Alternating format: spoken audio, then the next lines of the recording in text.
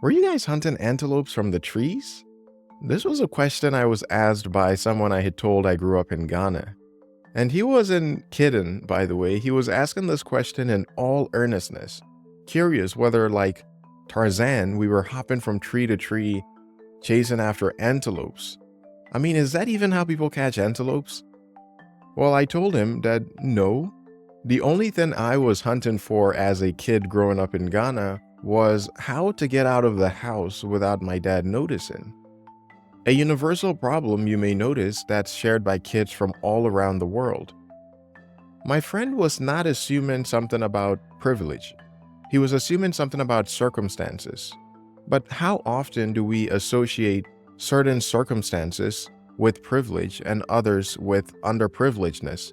Is that actually the right metric? Privilege isn't about circumstances. It's about our perspective. Not only how we use our resources, but also and especially how we use our unique abilities, regardless of where we start from. That's why the guilt and the resentment that we often feel or levy towards other people is often misplaced. It distracts us from the ability to recognize and embrace what we can do with what we have. So what do I mean when I say privilege is a matter of perspective?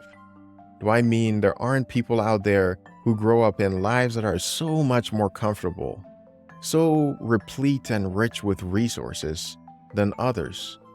Or do I mean that these conditions don't significantly affect the chances of later success in life? No. What I am saying is that we get to choose whether we want that to be our measure of success. There's this Taoist parable that really illuminates this point. Once upon a time, there was a farmer living in the humble countryside against the backdrop of what was a raging war going on in the city. One day, the farmer's horse ran away. The farmer's nosy neighbor, noticing this, came by and lamented, "What bad luck! I'm so sorry you lost your horse. Isn't that terrible?" The farmer simply responded, "Maybe, maybe not." A few days later, in the distance, the farmer and his neighbor noticed not only the horse that ran away, but in tow with it are at least 4 other wild horses returning to the farmer. The farmer's neighbor turns to the farmer and rejoiced, "What good luck, now you have even more horses."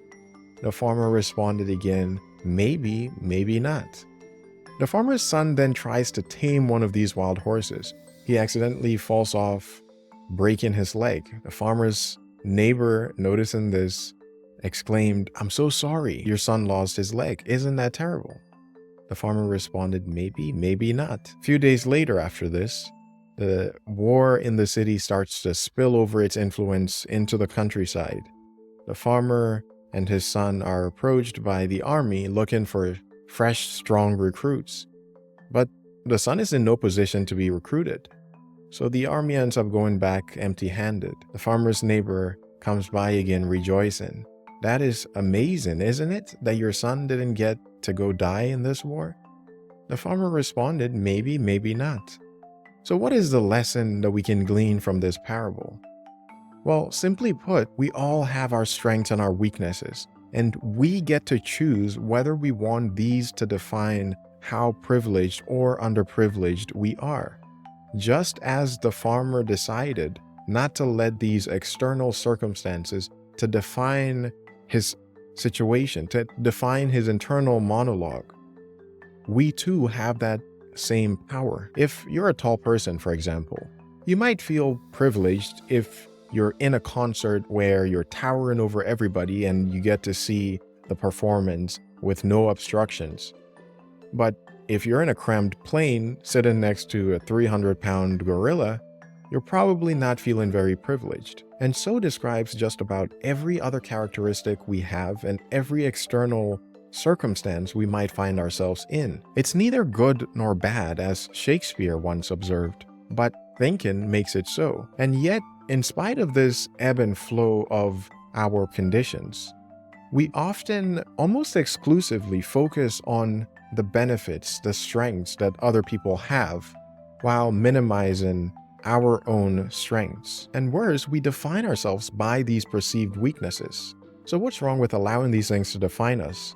Well, we significantly limit our ability to grow, to overcome, and to be resilient in the face of adversity, because we're allowing ourselves to wallow in victimhood. We're allowing ourselves to be resentful about the pressures that life imposes on us.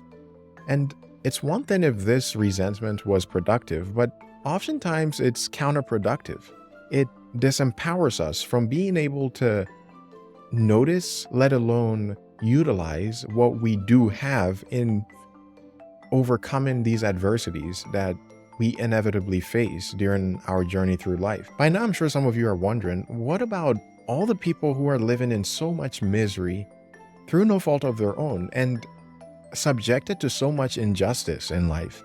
Am I saying they can simply wail away their sorrows, or that somehow they can change their perception in a way that fixes their problems? Absolutely not. But facing our issues from a place of internal stability allows us to be far more effective at addressing whatever that issue is than facing that from a place of inner precariousness. We need not be victims of a circumstance in order to address it. We can appreciate our strengths, and we can appreciate our ability to overcome these things without supplicating to the pressures of the moment.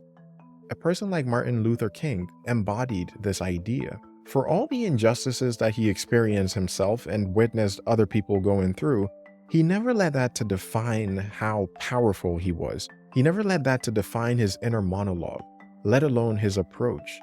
He stood steadfast and resolute, even in the face of such adversity. He didn't let that to sway his own pride in who he was. He didn't let it to shake his resolution to address these issues. He even empathized with these people who were oppressing him. And that all added to the effectiveness of the Martin Luther King that we currently know. If Martin Luther King did not let such immense adversity to define who he was, or to make him feel like an underprivileged victim, how much more us, who live in so much more comfort than the times that he lived in, how much more are we able to overcome with compassion and ambition the obstacles that we face in our lives? We all have our strengths and our weaknesses, and these strengths are not limited to the resources that we have or don't have.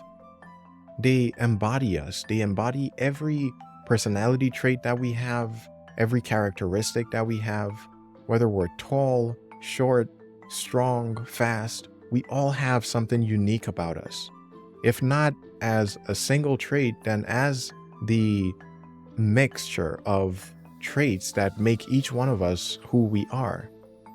And all of these things give us all a certain power that cannot be taken away by any external circumstance unless we allow it. There's a way in which our perception can help us to extract strength even from a position of weakness, even when we're limited on resources, even when our circumstances are against us.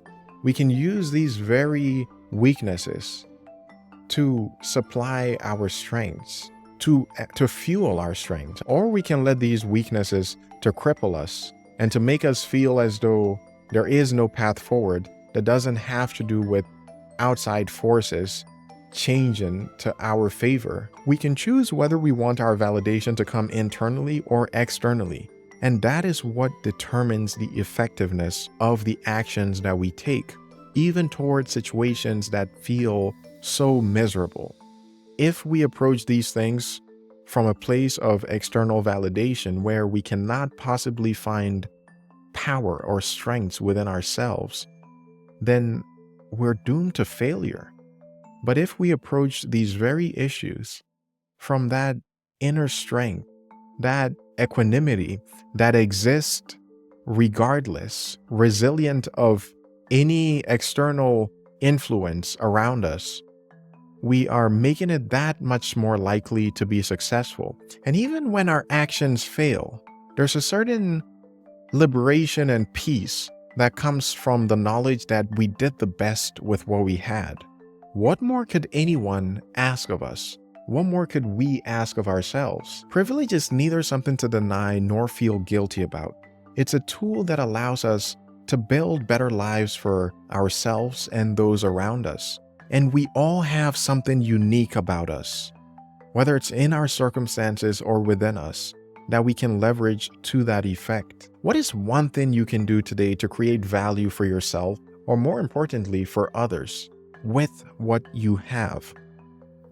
We don't decide what privilege we're born into or born with, but we can decide how we use them. And we all have something we can use. So let's turn privilege into purpose. I'd like to leave you with this quote by William Ernest Henley, which he wrote while recovering from a leg amputation due to tuberculosis. He said, quote, "It matters not how straight the gate, how charged with punishments the scroll. I am the master of my fate. I am the captain of my soul."